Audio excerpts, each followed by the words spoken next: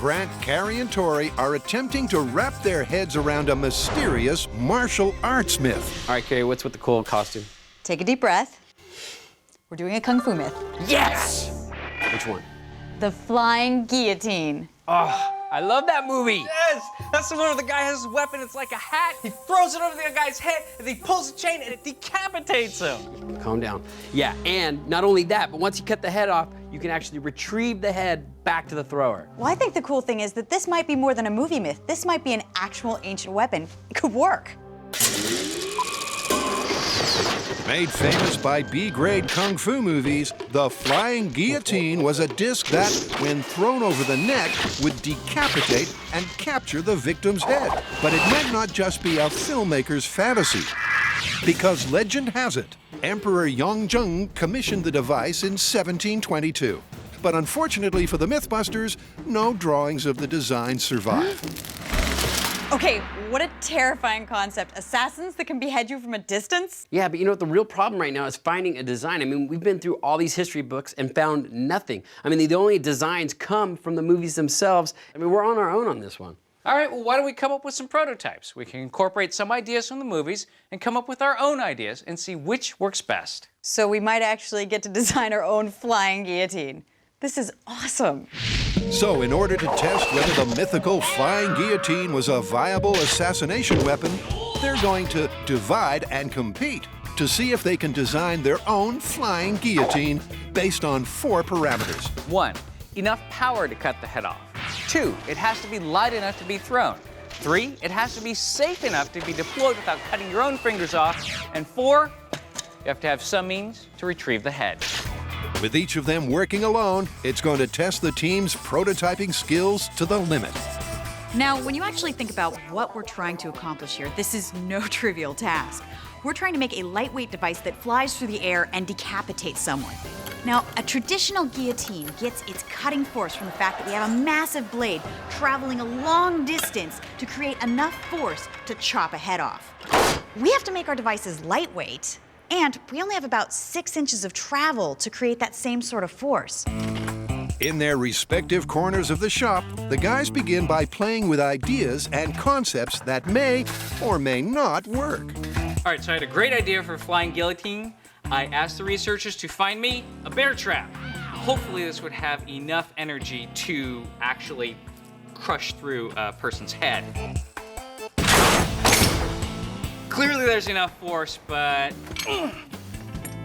throwing this through the air could be problematic. First up, Tory's chosen to meddle with metal with a scissor-cutting design. Before I start building this in steel, I want to make sure my design for the flying guillotine works. So I'm going to build a prototype with foam core, make sure it works, and then I'll move on to the steel. Meaning it's going to be a try-it-and-see kind of process. Yeah!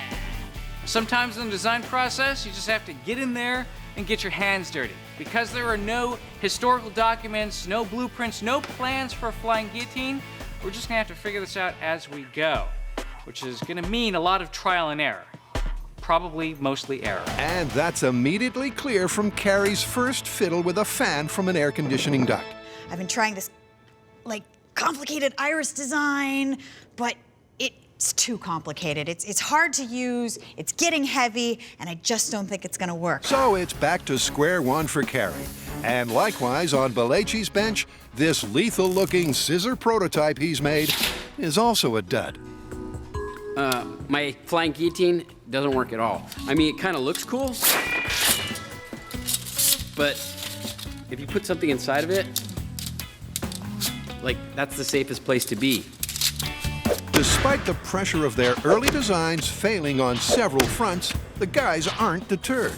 I'm gonna have to come up with a whole new design. After all, learning from your failures is all part of the prototype process, which is exactly what Kari does by opting for a far simpler concept. Picture a cigar cutter. Basically just have a blade on the rim of the hat that goes... takes head right off. Meanwhile, using an authentic Qing Dynasty design app, Grant has decided simpler is not better. Now what you need in order to cut someone's head off with the blade is speed and power. Now we've got this ring that's supposed to go over someone's head, but that doesn't leave a lot of space for the blades inside of it to accelerate. So my solution is to actually cock the blades all the way back and let them swing out and around. So they have more time to accelerate, and by the time they actually hit flesh, they'll be going fast enough to do some damage. Ingenious, over-engineered, and lethal. That's how Batman does it. With his lawnmower of death sporting 5 highly sprung cutting blades, Grant's ready to pull the pin. That was close. Okay, this could be the most dangerous experiment we've ever worked on. Forget car crashes, explosions, guns. Fire! Somebody's losing a finger on this shoot. Don't cry wolf, Kari, because then you're gonna get hurt and no one's gonna rush to help you.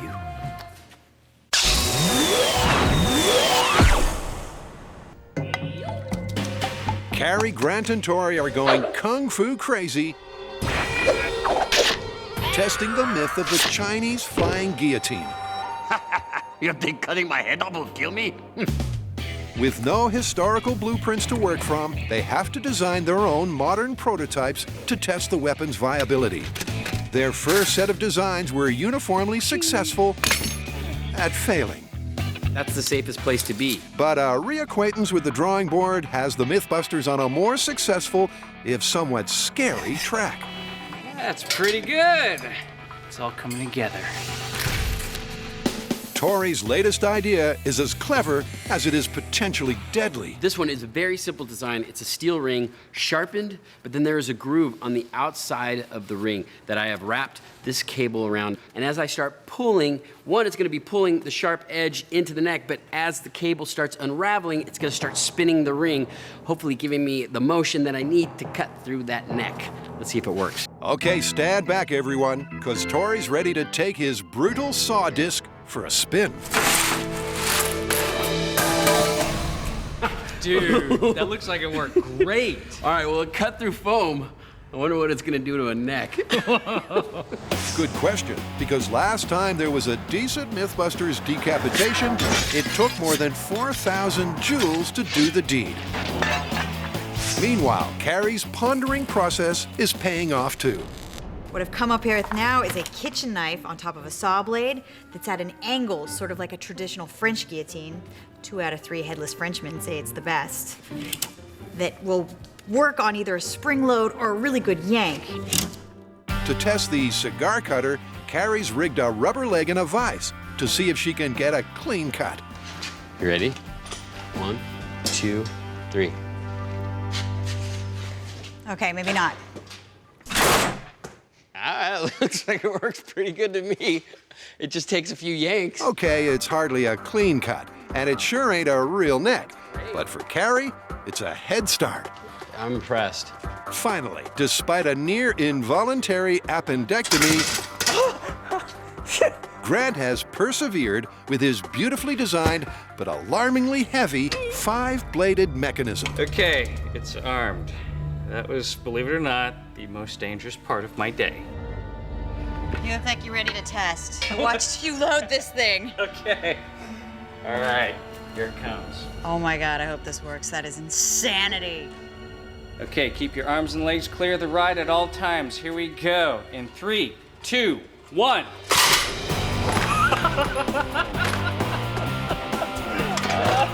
I feel a little queasy, I gotta say. Me too. Like a red-hot guillotine through ice cream, the cantaloupe's no match for Grant's fearsome fruit slicer.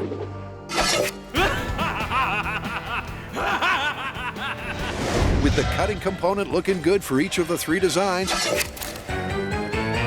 Flying guillotine. there's one thing left to sort out: the net to capture the head. I know this looks like a guillotine cap, but it's actually a salad bowl. That's right, death by salad bowl. So far, so good. Kari's concentrated on decoration for decapitation. He looks like he's all dressed up for a funeral. His own. Not to be outdone, Grant's final head capture feature is also very catchy. I added this cage, which allows you to connect all the pins together to this disc with a spring. you deploy the one spring that fires all the blades at once, and then this cage also captures the head for retrieval. It's done. I call it the Decapitron. So there are now 3 working prototypes. The dangerous Decapitron, Kari's gorgeous cigar cutter, and Tory's salad bowl of death. Can these flying guillotine weapons cut it in the real world? All right, you guys ready to head off? Yeah, let's test this flying guillotine. Let's not get ahead of ourselves. Oh boy.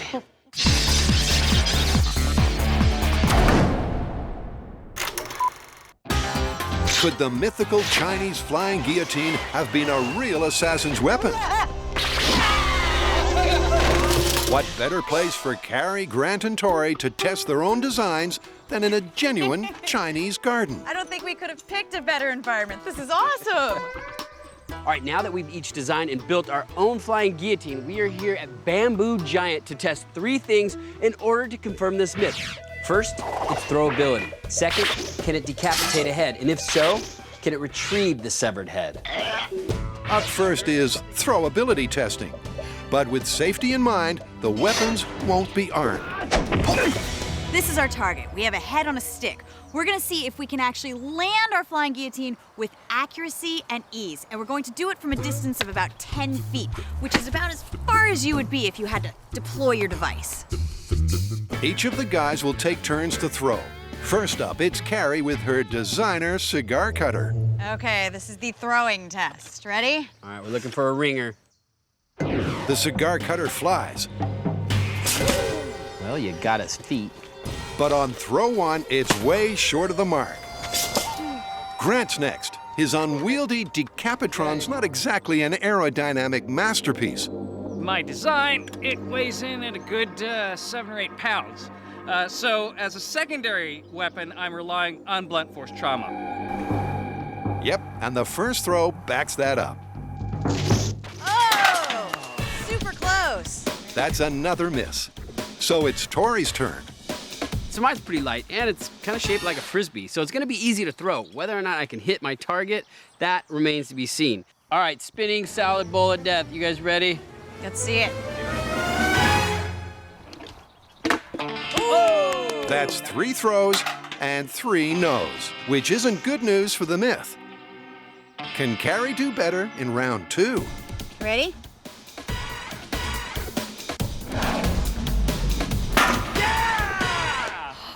This time she nails it. Good job. Not to be outdone, Grant's beheading behemoth scores a direct hit too.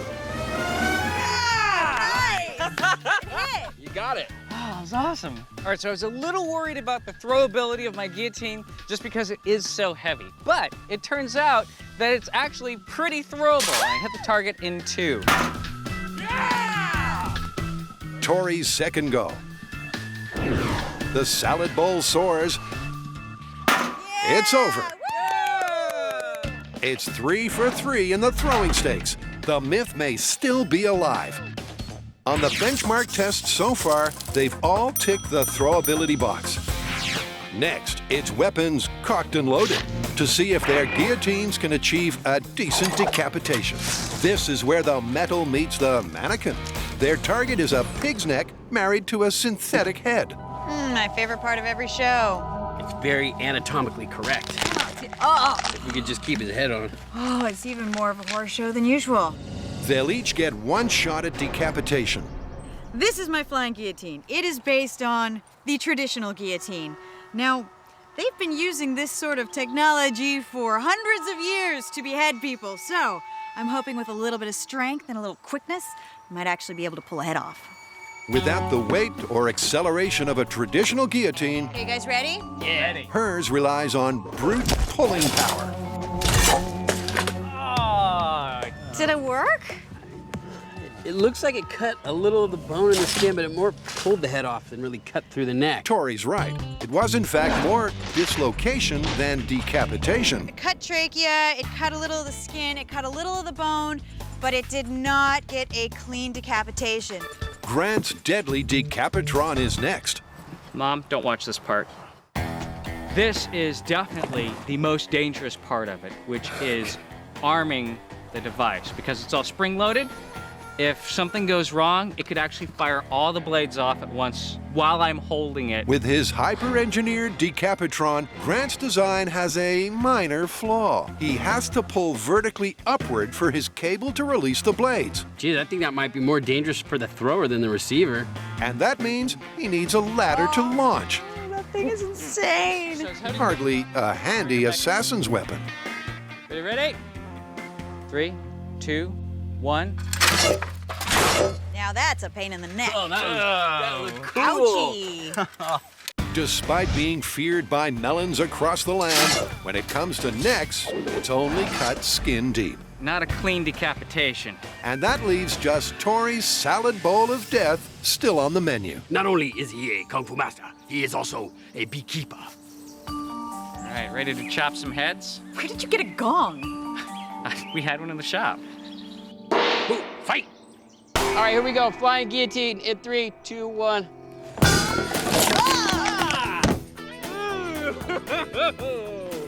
That was gruesome! Gruesome, but impressive. Oh, that's pretty good. It cut through. Like halfway Got at halfway Yeah. through. God, look at that. It cut through the bone. And the trachea and the carotid artery and wow, it did a lot more damage than I expected. That is promising. And that means Tory's is clearly the most promising of the three designs. It's light, it's sharp, and simple enough that it could have been built in 1700s China. Oh, and what about head retrieval, you ask? Simple. With no decapitation, there can be no retrieval. That one's still to be tested. Now for the decapitation capabilities of our flying guillotines. We're a little all over the place. Grant's machine had such promise, it didn't quite cut through the neck. Mine, not even a chance, only slightly through the spine. But Tory showed some promise. That spinning blade actually made it almost through the neck. I think if we work on this design, we might have a real flying guillotine. Back from testing, it's clear that of the three prototypes, Tory's flying guillotine came closest to completing a decapitation. Halfway through the bone, that is promising. But since close is not close enough to prove the myth, it's time to refine his design. Okay, so we've left the bamboo forest and we're back at our Chinese palace. We have one more test to do. We want to see if we can actually achieve a full decapitation, a throw, slice, capture, retrieve. Because ultimately, we want to find out if this myth is plausible. Tory's prototype, the salad bowl of death, slices as it spins against the neck. Can he improve it to sever a head completely? One thing that I noticed on my guillotine is that it cut halfway through the neck bone. I think it's because I have a straight edge on my guillotine. So what I'm thinking is if I give it a saw edge, cut grooves in the blade, it'll help me cut through that bone. Hopefully this will give me that advantage to get a clean decapitation. To increase the cutting power even further, he's also lengthened the pulling cable. That way I have the guillotine spinning longer, and hopefully that'll give me more cutting power to get through that neck. And if they can achieve a beheading, the final hurdle is to see if they can retrieve the head. So Tory's attached a see-through net to do just that. All right, so I added this not because I want him to be a beekeeper, but that way I could see the head get cut off as it's happening. No stranger to danger, poor old Buster steps up one more time. Chin up, buddy. It's gonna be over before you know it. And they're set to test. All right, so I made the adjustments to my guillotine. It's time to see if it'll cut a head off. Okay, we have the exact same circumstances as before. Yeah, we've got the same diameter neck, same distance. We're ready to go. All right, let's do it. Like a mythical martial arts master, Tory takes the head clean off, and it's in the bag, literally on just the first go. We got it! Look, his head's in the bag. It's a major achievement, and it means Tory's improved design has now met all three benchmarks for the flying guillotine. That gory success could mean only one thing. There really could be something to this myth. You guys, that was amazing. I know not only did we create a real flying guillotine from scratch, but we achieved all the criteria for the myth. Yeah, I mean, we landed it on the head, decapitate the guy, and retrieve the head in the net. Yeah, we proved it on a basic level against a static enemy, but I don't think anybody's gonna be holding still in a real-life combat situation. What do you have in mind? I have a few ideas. Oh, this should be interesting. Did the flying guillotine ever really exist? We may never know for certain, but one thing's for sure. It was allegedly an assassin's secret weapon that could be thrown over the neck, behead its foe, and then grab the head as a trophy. The MythBusters have proved their flying guillotine design works, but only against a stationary victim. Look, head's in the bag.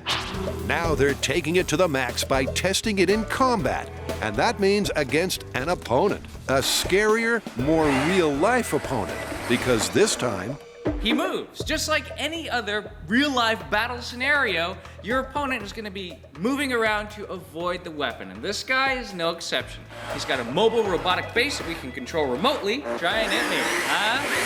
Oh! That's not the only thing we have in store for Tory. An assassin lurking in the shadows.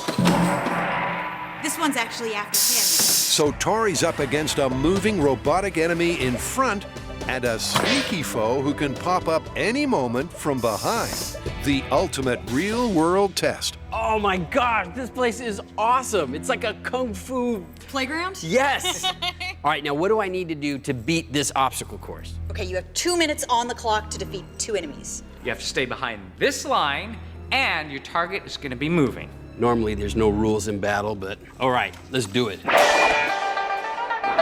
Ladies and gentlemen, in the Grand Palace of Emperor Yongcheng, known in some circles as the M7 Workshop, we have the famous Kung Fu Killer, the Master of Disaster, Tory and his shadowy, evil opponent, the Fajing King. You ready? Let's do this. Honor and myth all hang on the next 2 minutes. Flying guillotine in 5, 4, 3, 2, 1. Right from the outset, the robo-target's proving very elusive.